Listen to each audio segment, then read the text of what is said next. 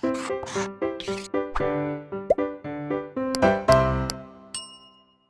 Students, blueprint digital में आपका स्वागत है बच्चों। मैं आपका फिजिक्स टीचर अनु शर्मा।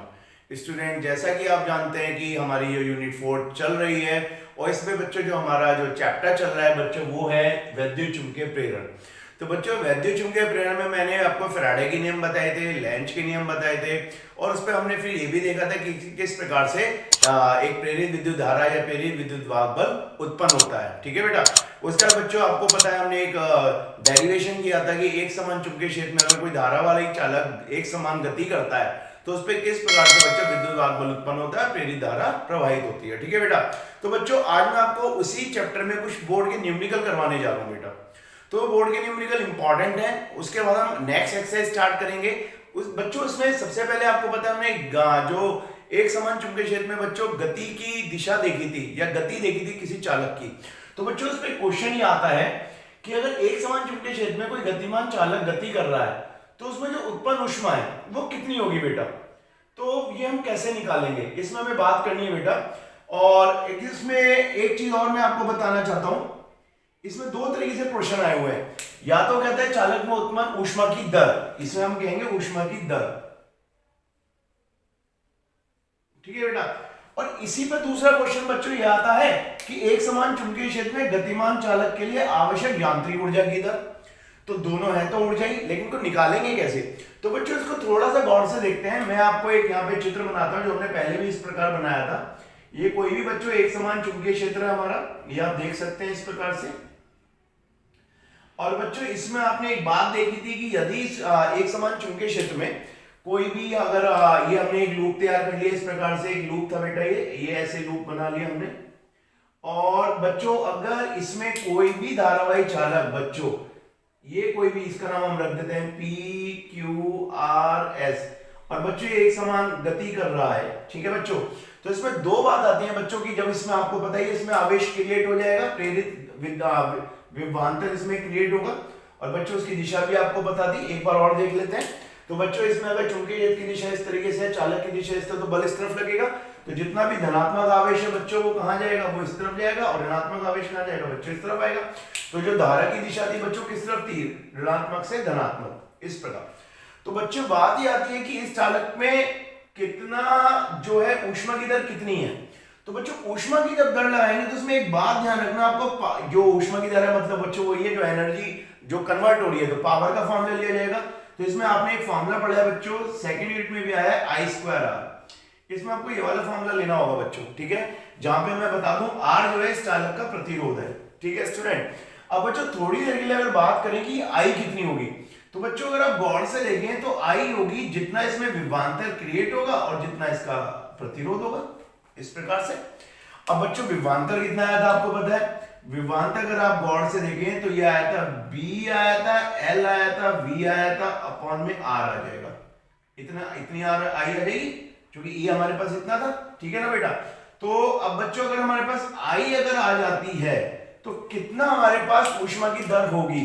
तो ऊष्मा की दर बच्चों हमारे पास होगी, अगर हम ये वैल्यू यहां रख दें तो हो जाएगा BLV अपॉन R का स्क्वायर इंटू R। ठीक है बच्चों। तो आप गौर से देखो तो कितना हो जाएगा बच्चों, B² हो जाएगा, L² हो जाएगा और V² हो जाएगा। और बच्चों R² नीचे जब आएगा तो एक R से R कट जाएगा तो अपॉन में R आ जाएगा। ठीक है। तो इतनी ऊर्जा जो होगी बच्चों, अगर हम बात करें जो प्रेरित धारा प्रवाहित होगी उससे इतनी ऊष्मा उत्पन्न होगी, ऊष्मा की दर।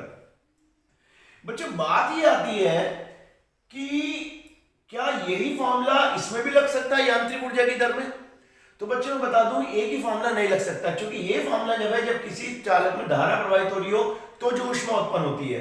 और बच्चों इसमें जो हम फॉर्मूला लगाएंगे, अगर आप गौर से देखें तो इसमें फॉर्मूला लगाएंगे हम यांत्रिक ऊर्जा का। और यांत्रिक ऊर्जा का फॉर्मूले के लिए पावर जो यूज करेंगे बच्चों वो आएगा W/T। ठीक है बेटा। तो W/T का मतलब क्या है, W को हम लिख सकते हैं F इंटू डिस्प्लेसमेंट हो सकता है अपॉन टाइम हो सकता है, और F और d/dt क्या हो सकता है बच्चों, ये उसकी वेलोसिटी हो सकती है, आप देख सकते हैं। तो यहाँ पे बच्चों में यांत्रिक ऊर्जा वाला फॉर्मूला लगाना पड़ेगा। अगर बच्चों मैं आपको बता दूं आपने बोर्ड में फॉर्मूले लगा दिया ऊष्मा के लिए ये वाला या यांत्रिक ऊर्जा के लिए ऊष्मा का, तो बच्चे नंबर कट जाएंगे। भले ही मैं आपको एक बात और बता दूं कि जो फॉर्मूला आएगा, जो एक्सप्रेशन आएगा वो सेम आएगा। ठीक है बेटा।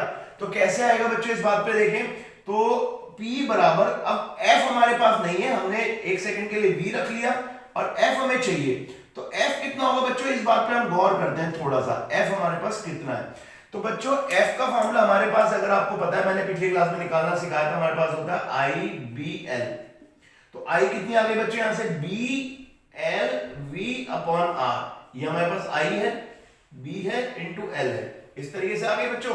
तो F कितना हो गया बच्चों, आप गौर से देखें तो B स्क्वायर हो जाएगा, L स्क्वायर हो जाएगा, V हो जाएगा बच्चों, और अपन में क्या हो जाएगा, R हो जाएगा। देखिए बच्चों, ठीक है, इस तरीके से बच्चों जब ये F का फॉर्मूला हम यहां रखेंगे, B square L square V/R, तो आप गौर से देखें क्या फॉर्मूला बनेगा, तो B स्क्वायर L स्क्वायर और V इंटू V क्या हो जाएगा, V स्क्वायर/R। तो बच्चों आप गौर से देखें तो फॉर्मूला सेम बना। तो बच्चों इसका मतलब जितनी ऊष्मा की दर होगी, अगर आप इस इक्वेशन को देखें बेटा और इस इक्वेशन को देखें तो ये सेम होगा, आप देखो गौर से, ठीक है बच्चों। तो ये वैल्यू हमने जो F की निकाली से हम ब्रैकेट में रख देते हैं, और ये वैल्यू जो हम यहाँ पुट करेंगे तो हमारे पास वैल्यू आ जाएगी। तो बच्चों पावर का फॉर्मूला सेम होगा, लेकिन आपको फॉर्मूला वही लगाना है जो आपको दिया हुआ है।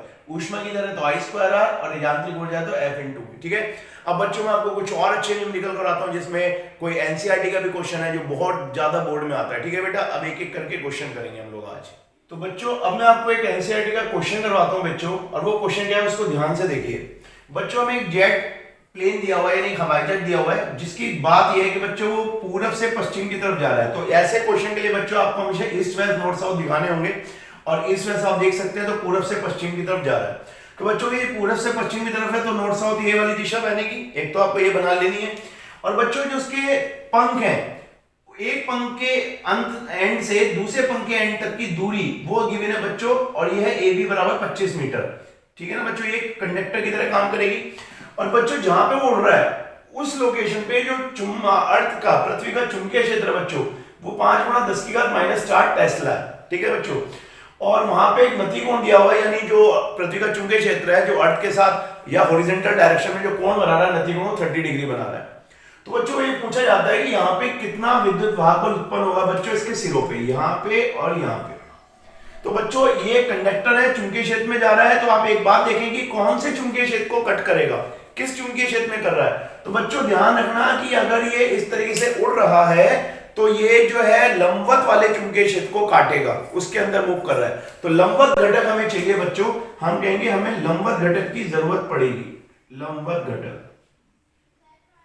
तो बच्चों लंबवत घटक क्या होता है वो आपको पता है, V हो जाएगा जो कुल चुंबकीय क्षेत्र है इंटू B और साइन डेल्टा, लंबवत कोण। तो बच्चों B जो है हमारे पास और साइन और डेल्टा कितना हो गया बच्चों 30। तो B कितना है बच्चों 5 × 10⁻⁴ और साइन 30 होता है बच्चों 1/2। तो ये जो हमारे पास चुंबकीय क्षेत्र आया बच्चों लंबवत घटक आया, ठीक है बेटा। अब बात ही आती है कि बच्चों इसे हम कैसे करेंगे, तो हमें सीधा सीधा फॉर्मूला पता है कि जो विद्युत वाहक बल होगा BLV, जो हमने परिभाषा पढ़ी थी, ठीक है बच्चों। तो एक समान चुंबकीय क्षेत्र में जो भी हमने पढ़ा हुआ है उससे हम BLV निकाल लेंगे। अब बच्चों कैसे लेना है, यहाँ पे B बच्चों हमें वर्टिकल वाला लेना है जो लंबवत घटक है। तो बच्चों जो लंबवत घटक है वो हमारा है 5 × 10⁻⁻⁴ × ½ ठीक है बेटा। लेंथ कितनी है बच्चों, एक सिरे से दूसरे सिरे तक की जो लेंथ है बच्चों 25 मीटर है। और बच्चों जो बात आती है V कितनी है, तो बच्चों V हमें जो दे रखी है उसने, उस पर हम अगर बात करें तो V के बारे में हमें देखना है BLV। तो बच्चों V हमें दे रखी है उसने 100, ये जो हमें दे रखी है बच्चों 1800 km/h। यहां पे हम बात करेंगे 1800 km/h, ठीक है बच्चों। अब बच्चों km/h को हमें कन्वर्ट करना पड़ेगा, तो इसे हम कैसे कर सकते हैं, यहां पे गौर से देखें बच्चों 5 × 10⁻⁻⁴ × ½ × 25 बच्चों 1800 km/h को करने के लिए हमें 5/18 करना पड़ेगा, ठीक है ना बच्चों। तो इस प्रकार से हमारा सारा कन्वर्ट हो जाएगा। जब बच्चों आप इसे आराम से सॉल्व करेंगे तो कितना आ जाएगा, देखिए 100 आ जाएगा। और बच्चों 5 कितना होता है 25 हो जाएंगे, या एक काम करते हैं अगर हम इसे काट ले तो बच्चों 2.5 हो जाएगा, ठीक है। अब बच्चों जब आप इन सब चीजों की मल्टीप्लाई करेंगे तो ये सारी वैल्यू सॉल्व करके जो बच्चों आएगी वो आएगी 3.125 वोल्ट। तो इतनी बच्चों जो विद्युत वाहक बल है वो इसके सिरों पर उत्पन्न होगा। ठीक है बेटा। तो अब बच्चों अगर आपसे ये भी पूछा जाए कि इसके कहां पे कौन सा धनात्मक सिरा होगा, कौन सा ऋणात्मक होगा, तो बच्चों इसको करने के लिए आप कैसे करेंगे? सबसे पहले आपको अपने लेफ्ट हैंड रूल लगाना होगा बच्चों। लेफ्ट हैंड रूल में आपको पता है ये चुंबकीय क्षेत्र है, तो चुंबकीय क्षेत्र एक बार किस तरफ है बच्चों? इस तरफ। और बच्चों चालक की दिशा इस तरफ है। तो जो बच्चों अगर मैं बात करूं तो आप देख सकते हैं अगर ये चुंबकीय क्षेत्र है, ये चालक की दिशा है, तो बच्चों बल कहां जाएगा? इस तरफ जाएगा। इस तरफ का मतलब है बच्चों अगर बात करें डाउनवर्ड ना होके अगर हम कॉपी पे लगा लें थोड़ी देर के लिए, तो बच्चों इसको हम थोड़ी देर के ऐसे कर सकते हैं कि नॉर्थ साउथ, बल्कि नॉर्थ साउथ को हमें थोड़ी देर ऐसे लेना चाहिए बच्चों, ये इस तरीके से नॉर्थ साउथ। ठीक है ना बच्चों। और ये चालक इस तरीके से जा रहा है, तो अब ऐसे सही रहेगा। ये हमारे पास हो जाएगा बच्चों नॉर्थ और साउथ, जो कि north south, east west north south, ऐसे करके ये चालक की दिशा हो गई, यानी वहां से हवाई जहाज आ रहा है। तो बच्चों ये जो बल लगेगा ऊपर की तरफ लगेगा, तो इसका मतलब बच्चों जो धनात्मक आवेश आएगा वो इस तरफ आएगा, ऋणात्मक आवेश इस तरफ आएगा, इस प्रकार से। ठीक है बेटा। तो इस तरीके से क्वेश्चन, ये तो बहुत पूछा गया है बच्चों बोर्ड में, तो इसे आप बहुत ध्यान से करें, बहुत ज्यादा पूछा जाएगा आपसे। ठीक है स्टूडेंट्स। तो बच्चों अब मैं आपको बहुत इंपॉर्टेंट क्वेश्चन एक करवाता हूं बच्चों, ये मोस्ट इंपॉर्टेंट है, बोर्ड में बहुत बार पूछा जाएगा आपसे। बच्चों ये क्वेश्चन क्या है?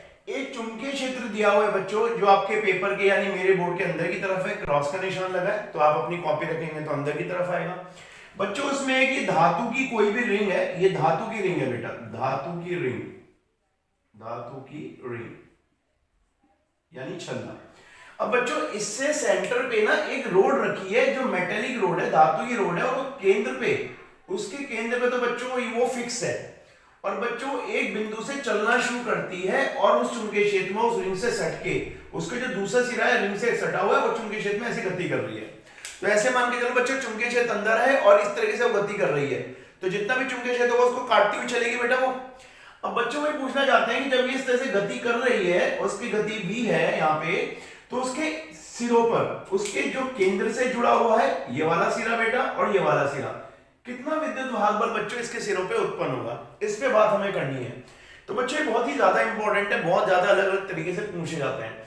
तो बच्चों सबसे पहले मैं अगर आपको इस पे एक बात बताऊं, तो इसमें सबसे इंपॉर्टेंट चीज है कि हम पूरे एक मोशन, सर्कुलर मोशन, कंप्लीट एक रोटेशन के लिए बात करेंगे, पूरे साइकिल के लिए। तो हम कहेंगे पूर्ण एक चक्र के लिए, पूर्ण चक्र के लिए, पूर्ण चक्कर के लिए। तो बच्चों पूर्ण चक्कर के लिए उसका आवर्त काल कितना मान सकते हैं हम? आवर्त काल, उसका आवर्त काल बच्चों हम कितना ले सकते हैं? वो ले सकते हैं कैपिटल टी। तो बच्चों को उसकी कोणीय गति, हम कोणीय गति की बात करें, कोणीय गति, तो बच्चों कोणीय गति उसकी हम कितनी मान ले? ओमेगा। तो बच्चों क्या फॉर्मूला होगा? 2π/t, ये आप सब लोगों ने पढ़ा होगा, इसमें आपको कोई दिक्कत नहीं आएगी। तो बच्चों बात ये रहती है कि जब वो ए से चलना शुरू करेगी और वापस ए तक आएगी, तो टोटल कितना फ्लक्स काटेगी या कितने फ्लक्स को वो कवर करेगी।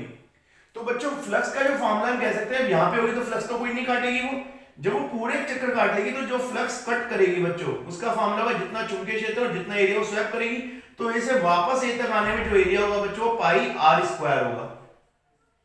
तो बच्चों b होगा, पाई होगा, r कितना होगा बच्चों? सर्किल, जितना वो सर्किल में चक्कर काट रही है बच्चों, उसकी जो रेडियस बनेगी वो l बनेगी, इस प्रकार आप देख सकते हैं।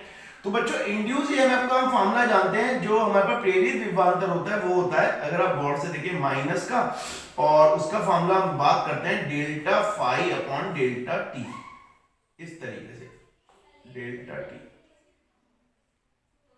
ठीक है बच्चों। अब बच्चों गौर से अगर आप देखें, यहां थोड़ी देर के लिए माइनस को इग्नोर कर देते हैं, डेल्टा फाई कितना है बच्चों? हमारे पास है b इंटू पाई और इंटू l², क्योंकि r है तो l² हो जाएगा इंटू l²। और बच्चों t कितना है? इस t का 0 से पूरा टाइम जो लगा था बच्चों कैपिटल T लगा था, तो बेसिकली हम यहां लिख सकते हैं डेल्टा t बराबर कैपिटल T, इस प्रकार से देख लो बच्चों आप आराम से। ठीक है, कोई भी चीज हो आप इसका स्क्रीनशॉट भी ले सकते हैं, अपने मोबाइल में आराम से देख सकते हैं। तो बच्चों ये वैल्यू जब हम यहां रखेंगे तो हमारे पास आ जाएगा b/l², और t की वैल्यू बच्चों यहां से देखें अगर, तो t की वैल्यू आ जाएगी 2π/ω, तो ये आ जाएगा 2π/ω। तो बच्चों अगर हम यहाँ पे पाई से पाई कट कर दें, ये पाई से पाई कट हो गया, तो बच्चों ये आएगा हाफ, b आएगा, ओमेगा ऊपर जाएगा और l²। ठीक है बच्चों, तो इतना इंड्यूस ईएमएफ बच्चों हमारे ये प्रोड्यूस होगा उस चालक के अंदर। बच्चों कई बार उसमें क्या पूछा जाता है कि उसकी जो है धनात्मक या ऋणात्मक जो है साइन पोलरिटी ध्रुव पूछे जाते हैं। तो बच्चों गौर से अगर हम देखें कि जो चुंबकीय क्षेत्र वो इस तरीके से है और यहाँ पे बच्चों अगर इसकी दिशा में ऐसे दिखा दूं थोड़ी देर के लिए तो ये ऐसे आ जाएगा, तो ज्यादा इजी हो जाएगा हमारे लिए। अब आप देखें बच्चों लेफ्ट हैंड रूल, ये आपका चुंबकीय क्षेत्र हो गया और इसको पलट दे तो बच्चों ये इस तरीके से आएगा।